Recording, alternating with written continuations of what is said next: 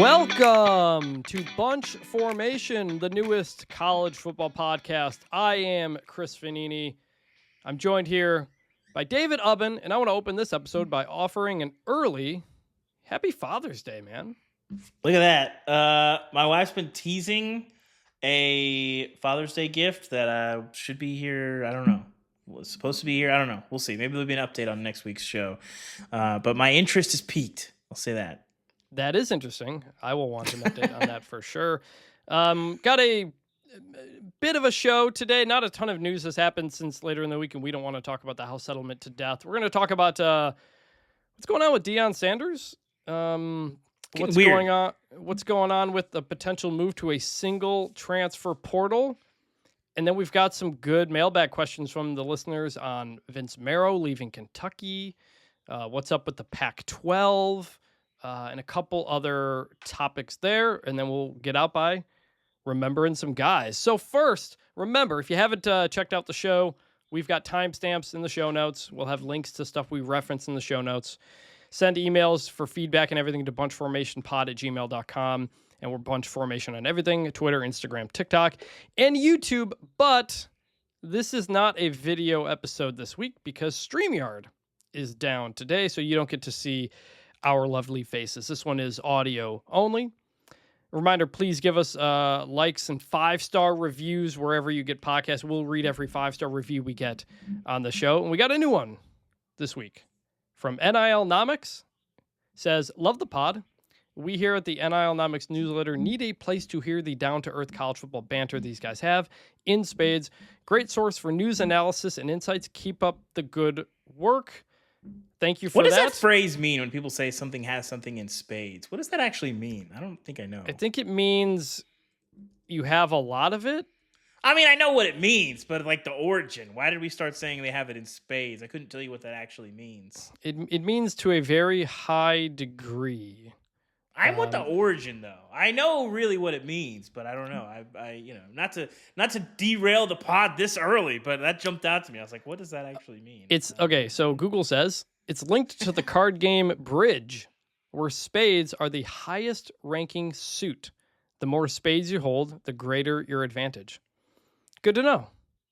I'm not a bridge guy. My grandma played cribbage back in the day, but not a bridge guy. I don't think I can tell you how to play bridge. Do you think do you think when we get to like old age, we will start to adopt those types of things? Do people start playing bridge when they get old? No, we'll play GoldenEye again. We'll play GoldenEye again, and like every nursing home in 2050 is going to have N64s. That's a great call. I like that idea. So anyway, please 5-star reviews. They help the show. We're loving the feedback we're getting. A reminder, this is an independent show of The Athletic. It's a new feed. It's not part of Until Saturday. So every person who reaches out to us about the show, email, tweets, whatever, we are reading all of that, and we thank you for all of that. So with that opening out of the way, we will now get into the media scrum. That's why I don't read the newspaper. Because it's garbage. And the first topic, Deion Sanders, head coach of Colorado, not in Colorado for a while. David, you're very obviously close to the Colorado program. What's going on here? So him being away from Boulder for extended periods is not that weird.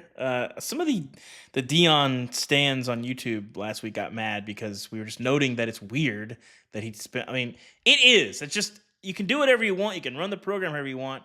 Most coaches don't spend long periods of time away from campus. It just is what it is. I'm not saying it's good or bad, but it is weird. It is unique. Whatever. Anyway. So I was kind of caught flat-footed on this a little bit, but he's kind of made some passing remarks to his health. He made an appearance with Asante Samuel. The Deion YouTube content, like you kind of have to follow the program in the right way. You do kind of have to watch some of it. So I've watched a lot of Deion Jr.'s channel. He kind of made some references to it, but it's been a lot of like Deion Jr. on the ranch in Texas, and Godspeed to him. It's not the most compelling content. Like when they get into camp and you can kind of see some practice and how guys are preparing and Deion talking to the team before they're playing like Nebraska, like that's a little bit more like sometimes newsworthy and interesting. So I hadn't really been watching that much, but Deion is dealing with an unspecified health issue.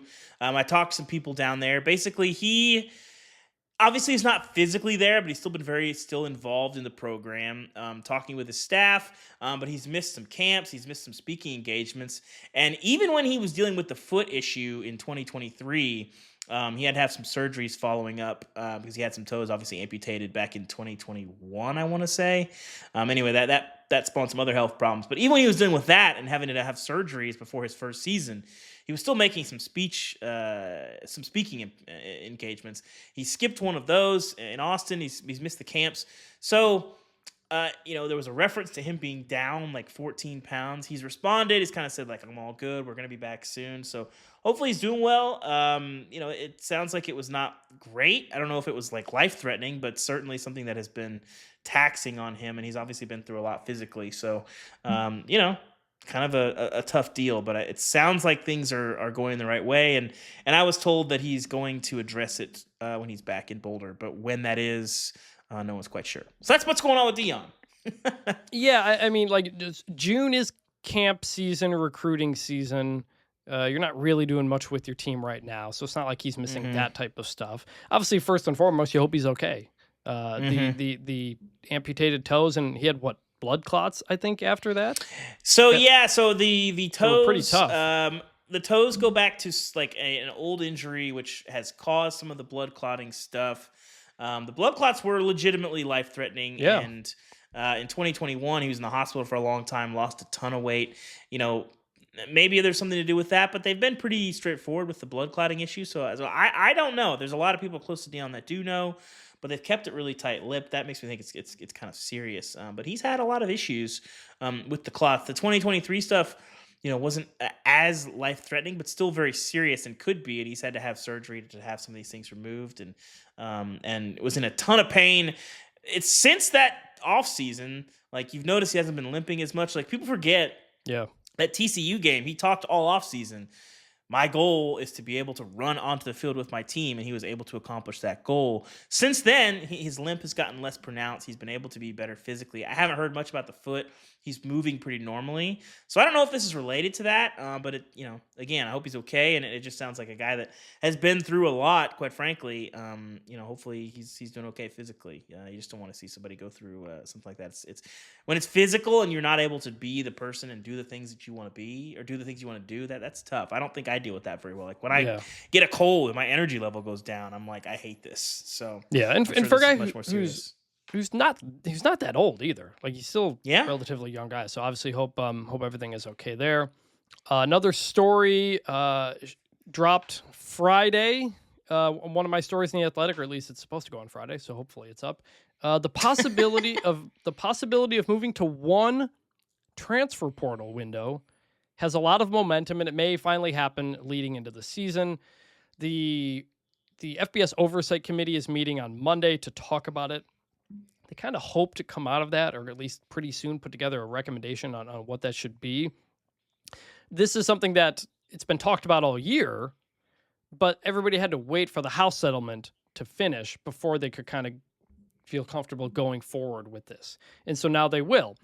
And most of the momentum is around January. And David, you and I were there in Charlotte at the coaches convention when Craig Bohl, the former Wyoming coach, who's now the head of the Coaches Association, convinced like 60 plus FBS head coaches to come to Charlotte to take place in this vote.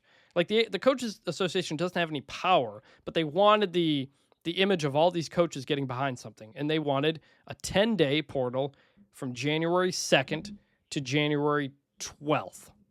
And that is the one that has the most support right now. Someone involved in the discussions told me it's like an 80-20 split between doing it in January versus doing it in April or May. Some people want it later in April. Sounds like some schools in the Big Ten. I think part of that might be because they operate on a quarter system. And so you like start school earlier in January and it might be kind of a disadvantage. Again, college sports is weird because you have to work around an academic calendar. But also like Ryan Day told Joe Klatt, he wants to keep two portal windows because they just played for the national championship, which went to January 20th. And Kirby Smart was like, yeah, that's tough. I've brought that up. And I was told basically there's no complaining from the yacht. Basically if you're that phrase good, for the record. if you're that good, you can deal with it. Yeah. Not wrong. Ubin, do you have early thoughts on this? If it's good, if you want it, which one you'd prefer? What do you think? Well, the players collectively bargained this, right, Chris? They've not. Agreed. So that is another thing. Players big groups. thing. There's something called like the football student athlete connection group or something like that. I reached out to a couple players on the group. I, at least as of recording, have not heard back. But I talked to some player agents too. A lot of the players want to keep it at 2 because that's better for them. Because then they have a second free agency window in which they have leverage to renegotiate deals. Or if they go somewhere and they don't get a starting job in spring, then you go somewhere else at the end of spring.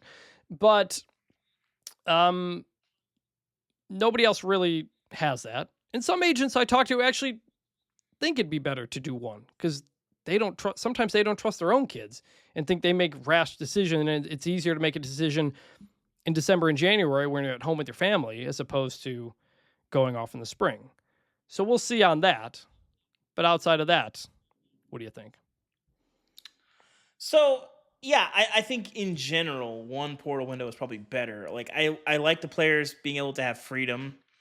The kids who go somewhere in the winter window either win a job or basically go back to the negotiating table after the spring or heading into the spring window. That kind of sucks. I don't like that. I think it's fair when you hear coaches and administrators and collective people complain about, I just negotiated with this guy. He hasn't played a game yet. He did 15 spring practices, and now I'm having to pay him more. Like that's doesn't make any sense. No other pro sport does that. The flip side of this is, didn't we also learn, though, Chris, with the Xavier Lucas situation, that the transfer portal is like kind of not real? That you can sort of just sue your way out of any school at any time? So, sort of, yes. I talked to Darren Heitner, who is the lawyer for Xavier Lucas, who was a Wisconsin cornerback who said Wisconsin wasn't letting him go in the portal, so he unenrolled and then enrolled at Miami.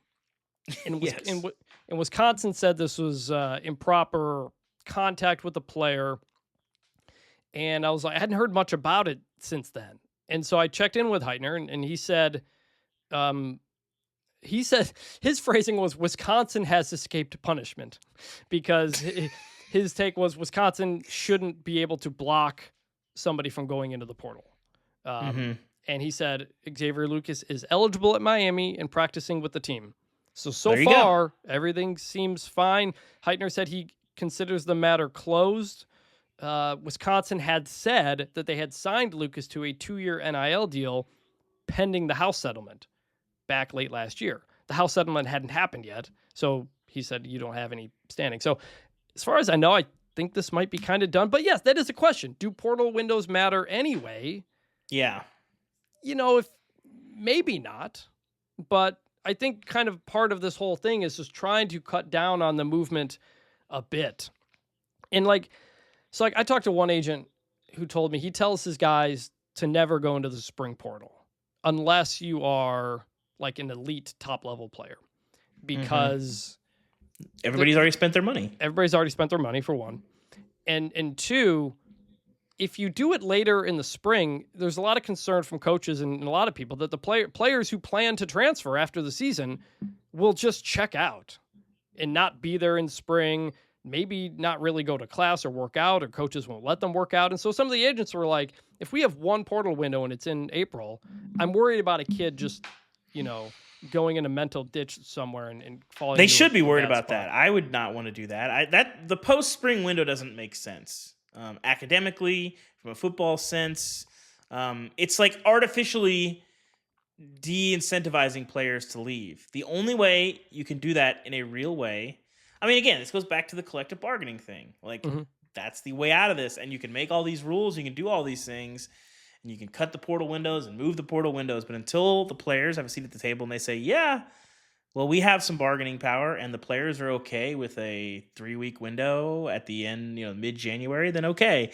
But the academic calendar complicates a lot of this. The fact there is no uniformity in any academic calendars, it's kind of funny how stuff changes. I remember, in the early days of the portal, a guy would commit somewhere, but the coaches would be freaking out because they're like, well, he committed and he signed with us, but until he attends a class, he's technically not like part of ours. And they'd be freaking out about, well, did he go to class? They're on the phone. They're like, that happened with that happens. That with Dylan Gabriel. Remember, he was going to UCLA. Yes. He was going to UCLA, and then like the first day of classes came or something, and he wasn't there. And he ends up going to Oregon. So the main argument for January from the coaches is it will allow teams to get through their season mostly without losing players. So you won't have kids jumping into a December portal, missing bowl games. You had, like Bo Pribula, the quarterback at the backup quarterback at Penn State, had to go into the portal while Penn State's on a playoff run. So it's hey, wait till the season's over for pretty much everybody before opening it up. And if you only do the one in January, you will essentially have most of your team in place for spring practice, and then you can go the whole, which I think is understandable. I think like it'd be like, look, I like it functionally. It makes sense functionally. I just don't think it's enforceable. That's the issue. That is always the issue, and there is concern from some people I talked to that if they go too hard on changing the portal, that it opens up a legal challenge, an injunction from a judge, and then you have no restrictions again, which is what happened with transfers. And so they're trying to weigh this because the schools that they fire their head coach, you get a 30-day window from them to go in. And they are considering getting rid of that and just putting everything in that one portal window. The reason being, well, like give a new coach a chance to meet his players before they decide to bail or something like that, which again, on paper, I get. So I think the last quote of my story from an agent says, quote, "Do I think this is better for a player? Not necessarily, but it makes logical sense for the sport." And I think that's kind of the argument. Well said. That's kind of the argument that's being made. So please check out the whole story on The Athletic, linked in the show notes for more on that. But Kirby Smart called this the biggest decision that has to be made in college football right now. And that's why once House ended, once House happened, I've been waiting for this. I've been following these oversight meetings, and they've all just been waiting and waiting for this to happen so I can finally move forward on it. And coaches are staunch about this. I mean, you and I, when we were in Charlotte, the coach, I said to you, I was like, I'm kind of surprised how many head coaches are like here. Like normally you don't get a ton of FBS head coaches. I think it was Rhett Lashley who told us that Craig Bowl told everybody to come into town. And they did, like SEC coaches, Big Ten coaches, just for that one morning in Charlotte in the convention center where they had the vote, and we talked to a couple people afterwards. So, yeah, the one thing with this plan that I don't know if, I'm curious what you think about this is, so with the current portal window, okay, everybody's season is ending, the regular season is ending around Thanksgiving. Yes. Well, like half. Yeah, whatever. The end of the regular season into the portal window is only like a week. And so, I'm sure there's some conversation happening. If you have 5 to 6 weeks from the end of a lot of teams' seasons to the portal opening, if you thought tampering was bad now and guys skipping out on bowl games was bad now, I mean, now you're not even going to have guys skipping bowl games because of the pros. You'll have guys sitting out like, well, I'm considering my portal future, so I'm not going to play in the bowl game. So Kirby Smart mentioned this because, I mean, like, you already have guys jumping into the portal now anyway. Like, they're not, rather than considering their portal future, you probably will get that, and it may go down that path. But I think they did push the portal back a little bit because they wanted to let high school signing day happen first and portal happen after. So they have changed things around a little bit. But the way Kirby Smart put it was like, if you want to see tampering, do one portal in the spring, and you'll have everybody tampering with everybody throughout the spring while those players are getting paid part of your revenue sharing cap. So the tampering would be even worse if you put it later on. So oversight committee, they feel pretty confident they're going to come out with something. They don't know if it'll be January or April, but everybody's pretty sure they're going to come out of this recommending one portal window, and they think it's going to happen, and that it's going to happen this year.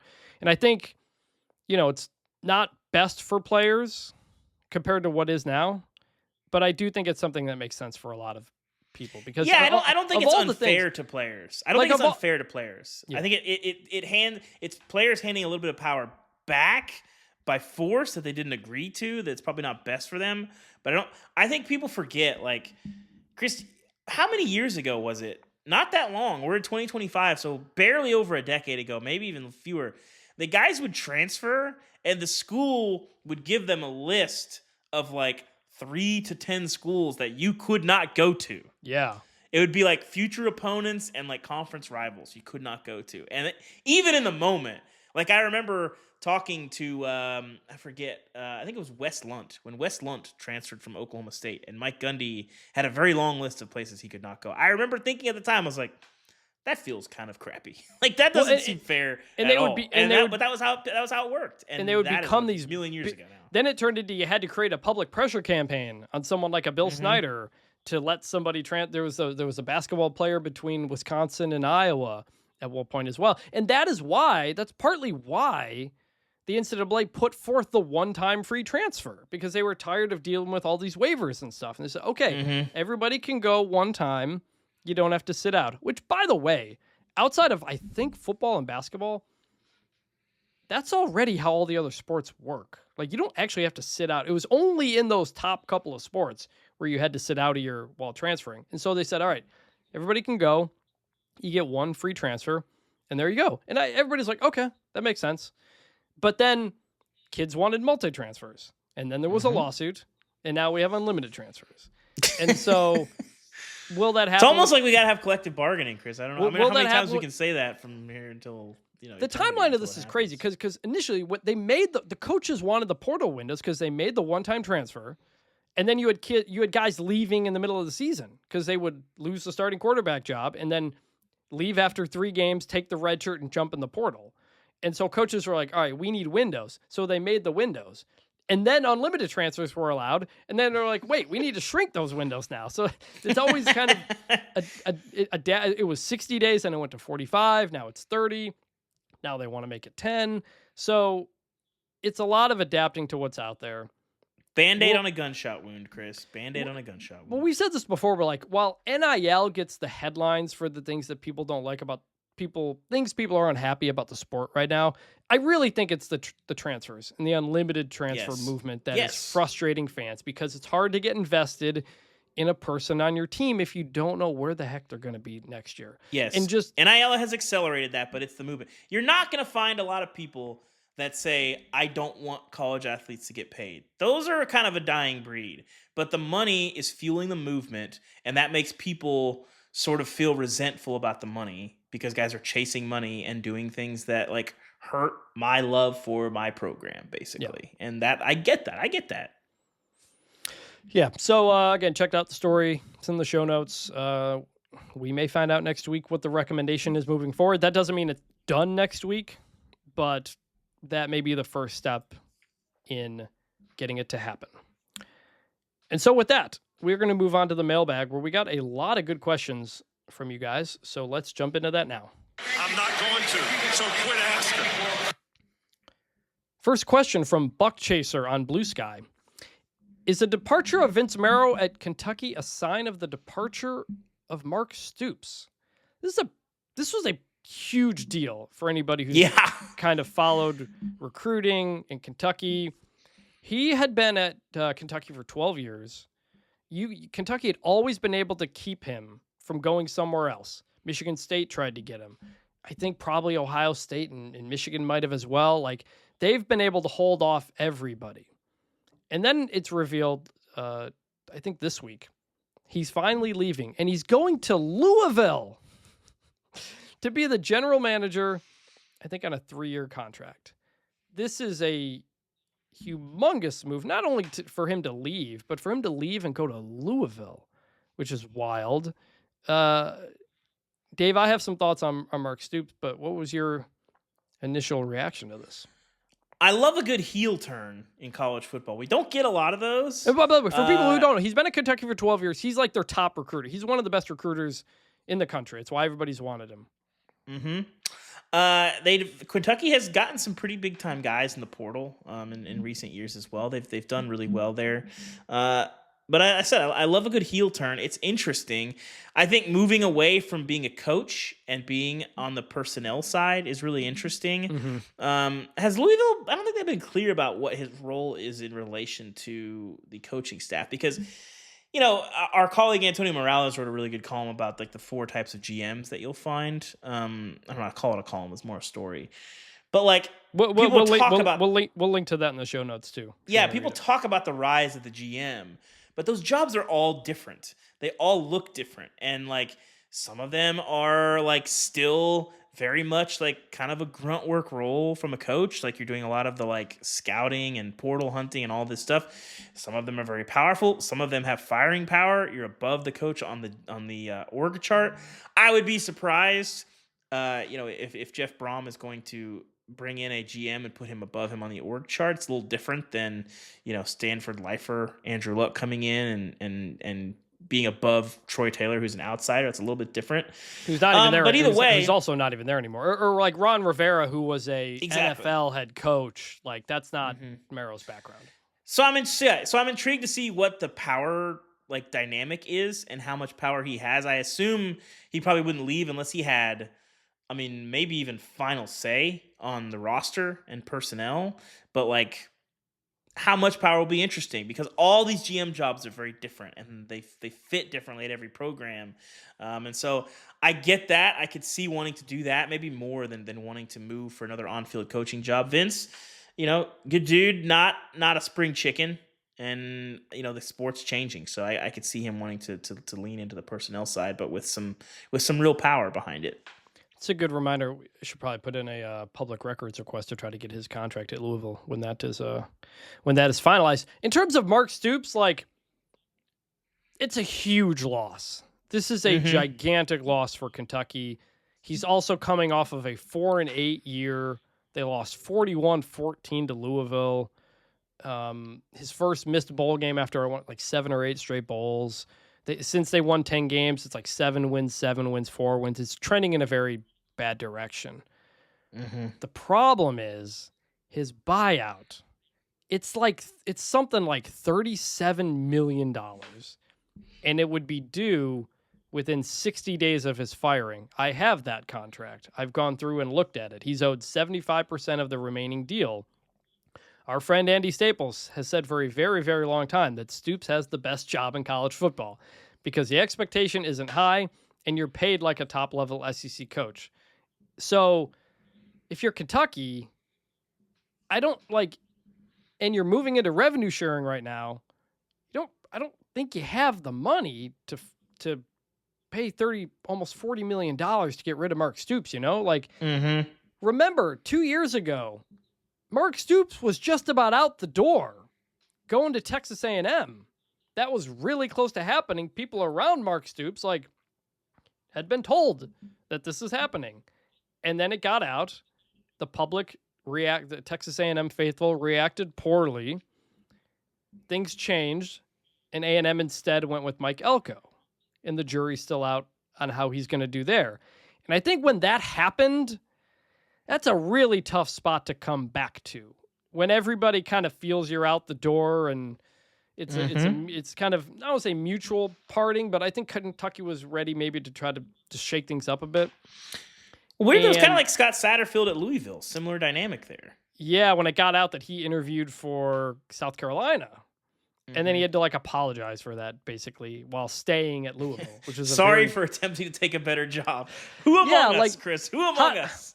How do you walk back into a room after that? When everybody was you told them you were leaving. You not only did you tell them you're leaving, but Texas A&M is a better job. But what's the buy-in? What is the buy-in? What do people believe the buy-in is at that point? So it's kind of been an awkward situation ever since. Now you're losing your best recruiter, one of your top assistants, coming off of a 4-8 season. He's leaving for your rival. Kentucky's in a tough spot, man. In the new SEC I think with Texas and Oklahoma, and there's no more SEC East anymore. It's tough. Yeah.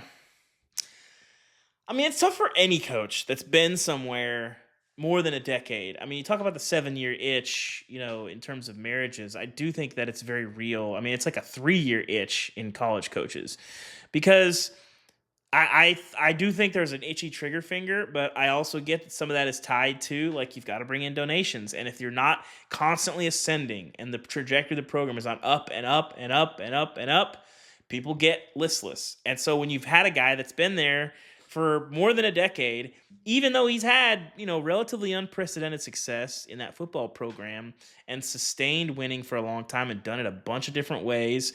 I mean, you look at what they did with Will Levis off the back of Lynn Bowden. Like they do some interesting stuff, offensively, bringing in Liam Cohen was a really Lynn smart Bowden move. was by necessity. That was an unbelievable situation. I know, but I'm just saying that was the Eddie Grand days. Like, Yeah. Kentucky has won in a lot of different ways, and Mark Stoops has found a way to sort of evolve his program. I think he's a really underrated coach, but I also understand that, everybody wants to win championships. And if you haven't done that, then I think it's easy to look at a guy, especially coming off a 4-8 season, and say, like, well, maybe if we just hired the next up-and-coming coach, then that's the guy that's going to put Kentucky in the playoff. And, like, that may or may not be true. Like, I don't know that you could say Kentucky can't make a playoff. I mean, this is the same team that Indiana went to a New Year's Six Indiana game. just did. Indiana Exactly. And so history would tell you that it's probably not going to work out. But I also understand that, like, well, we need somebody who can take us to the next height. So I get the itch. I would hang on. I would swallow your pride and understand that a coach wanting to leave for Texas A&M is not an insult to Kentucky. It's an acknowledgement of reality. But hey, what am I doing? But looking at the situation with clear eyes. I think if you're Kentucky, your best hope at this point, like, coming off of what he's coming off of, the path back to a Texas A&M type job for Mark Stoops does not appear to be there unless they have an unbelievable season. I think what you're hoping for is Kirk Ferentz retires at Iowa and Mark Stoops goes back home, essentially. But I don't think Iowa would be interested in doing that, especially because the AD there has been very kind of keen on moving into the future by making Kirk get rid of Brian Ferentz and making the basketball change there. So I don't know. Kentucky, it might be a tough spot. Next question from an average Andy on Blue Sky. Is there an obvious favorite between the best of the rest, Pac-12, AAC, Sunbelt, this year, or is the last conference championship bid still pretty open so far? Well, first off, the Pac-12 is not eligible for the CFP spot once again because it's only a 2-member conference. You have to have, I think it was like 8 members to be eligible for the playoff. The Pac-2 has not become the Pac-8 or whatever. It's not activated yet. Because there was that period last year where Washington State started 6 or 7-1 or something like that, and they but then we did the math on it, and we realized very quickly, like, they're literally going to have to go undefeated to make the playoff. Right, because like, they can't one get loss and they can't do it. Right, they can't get that automatic bid. They can only make it as an at-large. So Pac-12 is not out. The spot usually comes down to the American champion or the Mountain West champion, and I think it probably will again. I mean, the Sun Belt is sometimes like right there, but the Sun Belt's never actually gotten that bid before, and you need somebody, whether it's James Madison or whoever, to really stand out. Last year, the champion was Marshall, and App State's got a coaching change, so we'll see there. But I think the top teams you'll see in the mix are going to be pretty similar. I think Boise State. We'll see what UNLV looks like. Tulane, Army, maybe Navy. It could be. I mean, hey, if you're sleeping on South Florida, if they can still stay healthy, like USF? Byron Brown is awesome, and he was all over the place last year in terms of health. They didn't have a great piece behind him. I still think I'm purchasing some more South Florida stock, buying low there. I played a lot of South Florida when I got College Football 25 last week. But by the way, speaking on the video game, a lot of people have only been listening to this podcast because of the video game content, and we appreciate you. We will have more stuff coming later this month once some of the embargoes lift and we're able to talk about various things. We're less than a month out from the game. We'll have a review on it and everything. Just right now, there's not much new going on. But in terms of this question, I think it probably comes down to the American and the Mountain West again. Now, that'll be different in 2026 for a myriad of reasons. But I would like the Liberty. So like Liberty doing what they did 2 years ago, going undefeated, barely getting in over SMU and then getting destroyed by Oregon in that Fiesta Bowl.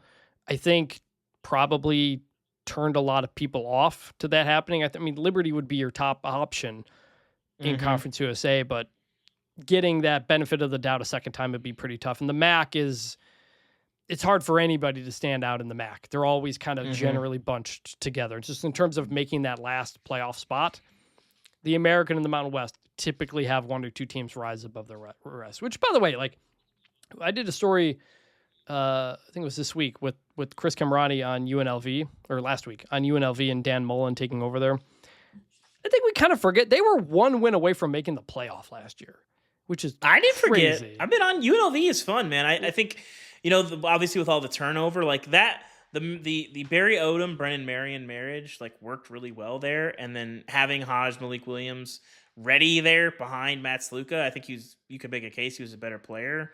Yes. Was really interesting, and they were in a weird spot, but they were a fun team. And with Mullen, it's going to be kind of a weird fit, and I don't know, like I could see them having a lot of success there, but I could see it getting kind of plateaued very quickly too. We're going to do a Where Are They Now bit later on in the summer, but here's a question. You know who their quarterback is probably going to be at UNLV this year, David? I've seen this and I forgot it. We talked about him on the podcast recently. Yeah, I know. I remember talking about it and I forgot who it was, but it's a very recognizable name. Is it no, not Kendall Thompson. Who is it? It's College Football 25 mini legend Alex Orji. That's right. Formerly of Michigan. He is, I don't know if he's won the starting job yet or not, but he is over there at UNLV. So we will see where that goes. Got a question from John Weaver over email. That's bunchformationpod@gmail.com. Speaking of the Pac-12, who is going to be the 8th Pac-12 team? We may finally, this is me now, we may finally be reaching the end of the college football expansion and realignment that began in 2021.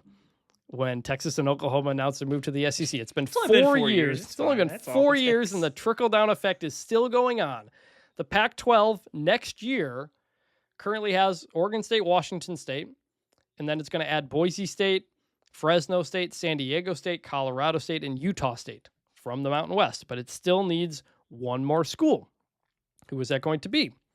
Well, I've reported, and others have reported, that the Pac-12 is very close to announcing its new television deal. Everybody signed the grant of rights, so that is expected to come pretty soon. It's later than they initially hoped, but it is coming soon. And kind of now that is basically in place, the Pac-12 is speaking to prospective members as here's a general idea of what our TV revenue is going to be. Because remember, after they got those first 4, they made a big swing for the American schools, so your Memphis, your USF, your Tulane, your UTSA. But those schools saw the presentation from the Pac-12 and were like, well, I don't know if we can. These numbers are just kind of theoretical. So we don't want to pay a lot of money to get out of the American, jump to something we don't know. Well, now the Pac-12 has the numbers generally. And a lot of focus has been on Texas State, which is in the Sun Belt, and maybe UTSA as well, which is in the American. Don't know the numbers on the Pac-12 specifics yet. I would be surprised if they were able to pull someone like a Memphis away at this point. Memphis kind of has like a First Nation status in the American. It gets a lot of the money. They kind of get to do a lot of what they want. And Memphis ultimately wants to get to either the ACC or the Big 12. Or maybe like a Big East split your football off situation. So I don't think the feeling is generally like you don't want to jump to the Pac-12 and then maybe have to pay to get out of that to jump to another conference because you would have to pay to get out. So that's why a lot of the focus is around Texas State, UTSA. Texas State would be cheaper for them to get out and go. They're located in San Marcos, Texas. It's in between San Antonio and Austin, great college town. Their football program's on the rise. They got an administration that's really kind of into sports right now. And you got UTSA, which has been a very good football program for the last couple of years. Baseball team just went to the Super Regionals. They're in San Antonio. But both of these schools kind of they're not on the same financial level as those other schools. I mean, UTSA's baseball coach right now is criticizing the school for its lack of resources despite that run that they made. So there's some people in the Pac-12 that want to get into Texas. and this would be an opportunity to do that. UNLV, again, they've told us they're not going. They've said on the record they're getting a lot of extra money from the Mountain West for staying there. That's why they stayed, and they need that money. So the favorites right now, I would say Texas State and maybe UTSA. Do you have any thoughts? So you're saying that my pledge to Sacramento State for $5 more million if they get in the Pac-12, I'm good on not being worried about having to pay that out for a little while, probably. Actually, we mentioned the FBS Oversight Committee. I believe they are going to talk about the Sacramento State FBS waiver next year, because normally you need an invitation from a conference to move up from FCS to FBS. Sacramento State does not have that. They have hoped, if they can get this approval, that maybe the Mountain West comes calling. I don't expect the Pac-12 to. I don't, that whole Sac-12 thing. Look, Brendan Marion, it's a good hashtag. Coach, could be fun. Mike Bibby's the basketball coach there now. Isn't Shaq like the GM now or something like that? I think they just did like. Know. Again, we go back to there's a lot of different kinds of GMs these days. Yeah, some of these like. I don't think Steph Curry's going through the Davidson portal and portal tape. You sure? Figuring that out. Unlikely on Sacramento State, but they've been very bold in trying some stuff. I respect the audacity. I am paying attention to Sacramento State. I think they're interesting. I think the $50 million in NIL is, it's an interesting marketing phrase. You remember when Doug Gottlieb and Adam Schefter got in that Twitter fight? you remember it was about Sacramento State. I think I missed that, yeah. Because Schefter had posted that Sac State has however tens of millions in dollars in NIL. $50 million in NIL, which is Gottlieb, having pledges. Well, hold on. Is different than having. And then Gottlieb, who is the coach at Wisconsin Green Bay and in the media, basically said like that's a lie, it's a bunch of BS. And then Schefter made was it a credit card comment about him or something? The joke, I don't remember. But I don't know. You got to be more original. If you're coming at Gottlieb with credit cards, he tried to shove Gottlieb in a locker. Even though Doug Gottlieb, whatever you think of him, he was more right than not in that situation. So, but yeah, Sacramento State, like they claim they have all this money available. It's iffy. It's possibly based on if certain things happen. It's not guaranteed. If you had that much money lying around, you'd be doing some other things than you're currently doing. But anyway, Pac-12 could happen in the next week or two. Now, it is wrapping up here pretty soon. They need the next member in place by I think July 1st of next year. And so for these schools to give their notice that they're leaving, that is what would happen. And by the way, just because the Pac-12 adds a 8th football playing school, which it needs, doesn't mean they're necessarily done. There could be some non-football schools that join, some affiliate members. But for all intents and purposes, that 8th football member is kind of the end of major realignment. Another question from John Weaver, again over email at bunchformationpod@gmail.com. Why don't the Dakotas join the Mountain West? They are good programs. They have some brand recognition. People know them or have at least heard of them. It's crazy that NIU is in the same conference as Hawaii. Does travel cost mean anything? You have mentioned that teams travel over several time zones tend not to play as well. So I wrote a story on North Dakota State a couple years ago, kind of like, why haven't they? Because Appalachian State It was a good story. James Madison did, Sam Houston did. A lot of their biggest rivals outside of their conference have made the move. And some fans were getting kind of bored of dominating FCS forever. And there's a few reasons it hasn't happened. The main one is geography. It's just in a tough spot. North Dakota State is right near the Fargo airport, so like that's more doable. But especially for the other schools, it's tough. And North Dakota State's actually also in the central time zone. And the coach then, Matt Entz, who's now the head coach at Fresno State, told me if they had a preference, they would go to the American rather than the Mountain West or something like that. They've talked to the Mountain West. It's just it's a tough spot. And if you're North Dakota State, like how much longer is the Mountain West or what is going to be left of the Mountain West that desirable of a place, or even the lower half of FBS if you think, if you think the P4 might break away and do something at some point? Is it better to be in a spot where you're still winning and also playing all of your rivals, South Dakota State, North Dakota, the Montana schools? I know they're not all in the same conference, but like FCS football is dominated by the upper Great Plains.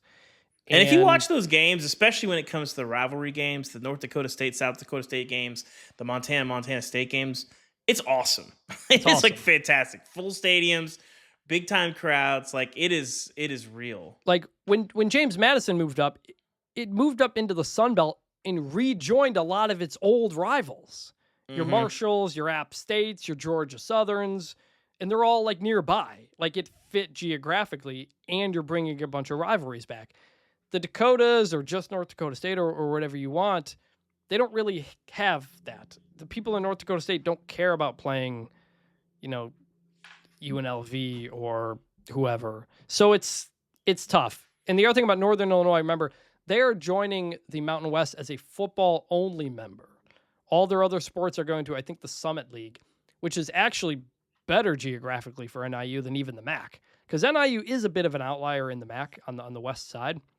But that is a football-only move for NIU, and they think that's kind of what the future of the G5 could be. If you create some sort of G5 Super League, and then you let all the other sports kind of do their own geographical stuff. That's how they feel. I don't know if I necessarily agree. That's the AD who was pushing a G5 playoff for a long time. So that's that. I love FCS football. I love watching it. It's always funny when we talk about the college football playoff and these things. Can you do games on campus? Can you do this or that? You ever watch the FCS tournament, man? They're playing in blizzards and negative degrees out there in Montana. Like legitimately awesome. like 6 inches of snow half the time. It's great. It's awesome. It's scenic. It's beautiful. They come down to Frisco near where I live for the FCS championship, although not right now because of the renovations. So that is why the Dakotas haven't gone anywhere. They moved to Nashville, right? They're doing Nashville for a couple of years. like They're soccer at stadium. at Vandy's new stadium because they're renovating it in Frisco. So that is why the Dakotas are where they're at. There's not that much incentive to the path upward is not as doable as it used to be because rev share is going to greatly split the haves and have-nots. I think North Dakota State wants to keep winning. Question here from David Polidori on Twitter.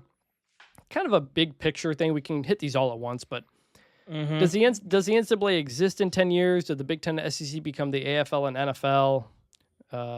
Should the NFL step in to help college football? Is there anything there you want to jump off on? Well, the NFL's not doing anything to help college football. I think we've seen that. They don't seem to have a real invested stake in that. I think as far as the NCAA, I always go back to COVID. When it comes to the NCAA. I think the conferences, outside of enforcing the rules, which they don't really do anyway, I think and that now was they laid don't bare have to with do some of the tampering issues, and now they don't have to. But I think when COVID was happening, every administrator that I talked to still goes back to like we're having daily meetings with our conferences, our ADs, our presidents are talking about what are we going to do? How do we manage this? How do we get... They were doing all the heavy lifting, and they would go weeks, months out hearing from the NCAA. And it did open a lot of people's eyes to, like the Bobs on The Office, or Office Space, rather. What would you say you do here? And like, there's a lot of that. The NCAA does a good job at running the non-revenue sports championships and doing some of the lower division stuff, and they serve their purpose there. But for big-time football, and to some degree big-time basketball outside of the NCAA tournament, there is a growing sense that started 5 years ago about, like, they don't do anything. And people don't like the enforcement, which obviously is changing now with the CSC, but people felt like the enforcement was kind of random and not very well done, and also was toothless because you didn't have subpoena power, and unless you had like an aggrieved party, you couldn't get anywhere. So I would say no on the NCAA existing, or at least doing it in a meaningful way. I mean, as far as the Big Ten and the SEC, I mean, it sort of already is that. I don't think it's going to be quite as formal, or I don't think you're going to have a full lockout of all the other teams, but you're already seeing the separation in the Big Ten and the SEC between everyone else, even the ACC, even the Big 12, and that's only going to grow. So I would say to the question, no on the NCAA in 10 years, sort of already is with the Big Ten and the SEC, and should the NFL step into, I mean, you'd always love to have some help from the pros, but they're not going to. So I don't know where you stand on some of these. So on the NCAA, when Charlie Baker took over, one of his proposals that he's followed through on is to basically like kind of shrink the NCAA's power, and he's okay with that. He like to keep the Power Four and the Big Ten and the SEC with them. He has said, "We'll let you make a lot of the rules you want to go make. We won't step in and stop that." That's a lot of the things that Greg Sankey's complaining about. There are discussions about governance changes that could give more power to the Power Four ongoing. But I think Charlie Baker realizes like it doesn't help the rest of the NCAA if the Power Four break away. So let's let them kind of do their own thing. The NCAA at this point is basically just is doing playing rules like portal stuff and running championships, which is really important. And that basketball tournament is what holds everybody together. And if the Power Four want to expand it a little bit, all right, maybe you give them that little bit so they don't go off and do something else. And I think nobody wants the NCAA tournament to go away. That's one of the things that holds everybody together. So will the NCAA still exist? I think it will, because the other biggest thing it does, it's the legal shield from everything. Like if these Power Fours that are going to go make their own thing now, a lot of the lawsuits are going to be directed toward them. The NCAA it has a lot of the insurance, which is very expensive, and it covers a lot of the legal fees, which is very expensive right now. That is the main role of it. I don't see that changing yet. Do the Big Ten and SEC become the AFL and NFL? To your point, like they kind of already are the super leagues between them. It's hard to know really what the TV business is going to be in 5 years, and that's going to determine what the future of the sport is. Like that is the thing that always determines realignment and all this stuff. Nobody knows what streaming is going to look like. Is cable going to be done? How much money is there going to be? Like that's where we just don't know. And should the NFL step in to help? I think so. Yes. I similar for the Olympic sports. I think it'd be very beneficial if U.S. gymnastics and U.S. wrestling and all these things like really stepped in to help prop up these Olympic sports, because those sports are the pathway to the Olympics. College football is the only pathway to the NFL. It's the only way you're getting there. And the NFL gets it for free, basically. And I've always thought the NFL should try to do more just to support college football, because that ultimately helps them. Do you think so? Here's a question for you, Chris. The biggest issue has been infringing on the playoff games. Hey, we're the NFL. We're going to host our games whenever we want. Do you think that it is short-sighted of the NFL to do that? And would the NFL benefit long-term if in some of these playoff games you had exclusive windows? So this is a bad example because I think they had an exclusive window. But so like if Cam Scatterbo has a legendary game, even though he's a third or fourth round pick, he goes into the NFL and people know who he is because they saw him in those playoff games. Do you feel like the NFL's decision to go up against playoff games in college football is short-sighted in terms of the NFL helping college football? In fairness to the NFL, that is the playoff games going up against them. Those were already the NFL windows. The expansion of the playoff required the playoff to start to take new things. But yes, to your point, like I do think one of the reasons the championship game ratings were down was because there weren't a ton of players who were about to be first-round picks that NFL players could watch. There wasn't a Trevor Lawrence in your championship game, and you know he's about to be the number one pick. So if you're a casual NFL fan, maybe I watch this game because this guy's about to be, the number one pick. We have Jeremiah Smith, but he's a freshman. We're still 2 years away. And the quarterbacks are Riley Leonard and Will Howard. There wasn't like star power for casual fans to kind of get onto, which is why I think it does benefit the NFL if those college players can become stars and then they come into the NFL as stars. Like Arch Manning will be that. And so, are you ready for the Arch Manning officiating conspiracies this year? Oh boy. Listen, if he kills it and Texas is like the number one team playing all these classic games, it's very good for college football. There's no denying the motivation. Like Arch is easily the most famous person playing college football now that Shedeur Sanders is gone, and it was probably close between them even last year. If Arch blows up, it's very good for college football. That's just the reality. I have maintained Well, I've said this, one of the college football video game going away, it really damaged the star power of the sport because you didn't know who a lot of these, you learn a lot of who these guys are through the video game for one. But I also think the last real like breakthrough star in college football was probably Johnny Manziel more than a decade ago. You're talking about your guys who are on like your Tim Tebow level. I mean, like Caleb Williams wasn't that. Bryce Young wasn't that. Trevor Lawrence didn't quite get there. Joe Burrow wasn't really that until he got to the NFL. It's too short. He had like half a season so where like, he was kind of a sensation. Devontae Smith wasn't. It's just like college football hasn't had that breakthrough who just your Caitlin Clark's essentially. Who is the player? It was only star? Deion. Before it was Deion, and then it was Johnny Football. That was kind of it. And right now, obviously before that. And right now, it's partly Bill Belichick.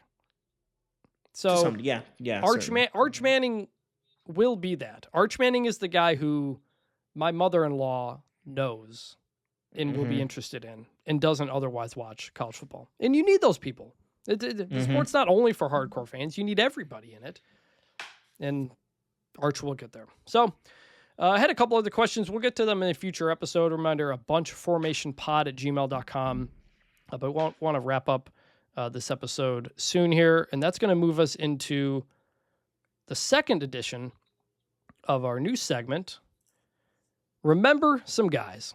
What's better than this? Guys being dudes. This is the segment where we name a former college football player and go, remember that guy? My guy this week, Paul Posluszny, linebacker at Penn State in the mid-2000s. I think he might have been a 99 overall in the NCAA video game back in the day. But did LeVar Arrington come before him? Yes, LeVar was late 90s, I think. Paul Posluszny so was he wasn't the mid-2000s. original GOAT Penn State linebacker that they just keep churning out, now dating up to, Micah Parsons. Yeah. But Paul Posluszny was the guy in the mid-2000s, 05, I think it was, when they made their kind of reemergence. And classic Big Ten linebacker guy. He was actually a second-round pick. Spent quite a bit of time in the league, but with the Jaguars, so nobody remembers. But I'm always going to remember him. When I think Penn State linebacker, like that was the period I got into college football, the early 2000s. Paul Posluszny, just classic Big Ten linebacker name right there. I love it. Remember him. It's great. Aggressively Eastern European, I believe. That guy's eating kolaches. He has in his life. My guy is the GOAT, Seneca Wallace. Iowa State fans never say I didn't do anything for you. He did have a decent career in the NFL, but to me, Seneca Wallace will always be the Iowa State quarterback running around with an inexplicable cardinal with teeth in the middle of a tornado on his helmet, running around in circles. It is known as the run, obviously, in Iowa State lore. I was looking this up. 135 yards he ran for a 12-yard touchdown run. He ran. So they were on the 12-yard line against Texas Tech. He runs backwards to the 32-yard line. He goes backwards 20 yards, then runs it all the way back in for a touchdown. Either way, very fun player. Had a great run at Iowa State. I loved watching him. He was kind of, his numbers wouldn't necessarily support it, but he was one of those guys that was truly a special athlete who could also throw the ball pretty well. And there wasn't a ton of those guys back in the early 2000s. And so I remember him very vividly. And shout out to Seneca Wallace. Very fun player to watch. You want to know what Seneca Wallace is doing right now? According to Wikipedia, he is the quarterback's coach for the St. Louis Battlehawks of the UFL, who just lost in the semifinal to the DC Defenders. You want to know who his quarterback was for the St. Louis Battlehawks? Max Duggan. That's national runner-up, Max Duggan. To you. Heisman runner-up just a couple years ago. He had a good run in the UFL. I watched some UFL sometimes on the weekend. I feel like it's gotten more and more kind of irrelevant. The first couple years, it was kind of just on, and I would see it more. I don't know, maybe my lifestyle has just changed, but I feel like I haven't watched like a second of the spring leagues, and I wouldn't go out of my way to watch it the first couple years, but I kind of would like turn it on, and it felt like more people were talking about it. I don't know how they're doing because they merged. The UFL and the XFL merged. Yeah, well, that's the right? problem. Is every year it was something different. There was an XFL, Yeah, that's a then there problem. was a USFL. It then sounds they a little bit like merged, the college football postseason. I got to tell you, and the but the calendar keeps changing, and the Stallions, the Birmingham Stallions, lost right the end of the dynasty. We saw Yes. that come. That Skip Holtz. yeah. Remember that name? Former Louisiana Tech, USF, Yeah. East Carolina coach. He had won 3 straight championships, 2 in the USFL, 1 in the UFL, and then they lost in the semifinals this year. So the 4-peat was done. Could Skip Holtz get a college football job? Maybe. I talked to him about it before the season. He did help Listen. out with Northwestern a couple years ago. Let me give you a tip, everybody. You want to remember some guys? Go to the XFL website and just look at the team rosters. That is Guy Remember Central. It is fantastic. So we will close the show with one last thing. Chris, I will cede the floor to you. Yeah, lost my grandmother earlier this week, Lillian Vannini. She was, I think, 94 years old. My last grandparent, so that one's always a little bit tough. But I just wanted to shout her out. She was wonderful. She was the daughter of an Armenian immigrant. Did everything for her family. Always wanted to know what I was doing, what I was up to. She never understood college football or what I was. I could never get her to read my stuff because it's on a website and they don't know how to use computers. But she didn't care. Biggest loves, biggest hugs and kisses. So just wanted to shout out my lovely grandmother, Lillian. And kids, call your grandparents. I promise you, it makes their day. It's their favorite thing in the world to hear from your grandparents on the phone. And one day you won't be able to do that anymore. I have had on my to-do list at the top of it for years was to call my grandmother Lillian up until she kind of couldn't use the phone anymore. And she always loved it. So call your grandparents if you haven't, if you have the opportunity to, because one day you won't. And everybody loves grandparents. So love you, Gammy. Appreciate everybody who reached out with their condolences. It was good. It's a touching tribute, Chris. When I tell people, or something I thought about in my own life in general, is you get a very, very small number of people on Earth that would do anything for you. And so however many people that is in your life, whether it's 1 or 2 or 3, or some people get 5, 6, you don't get a lot of those. So don't take them for granted. Yes. Call your grandparents. That'll do it here for Bunch Formation. Again, please review, like, subscribe. Tell your friends about it. We're trying to grow this thing, and it's been going well, but we do this for you guys. Bunchformationpod@gmail.com. Bunch Formation on all the social channels. We will be back next week with some more college football, certainly, to talk about. And before you know it, the video game is going to be out. Media days will be here. And then the season will be here. So, for David Ubben, I'm Chris Vannini. We will talk to you next week. Thanks.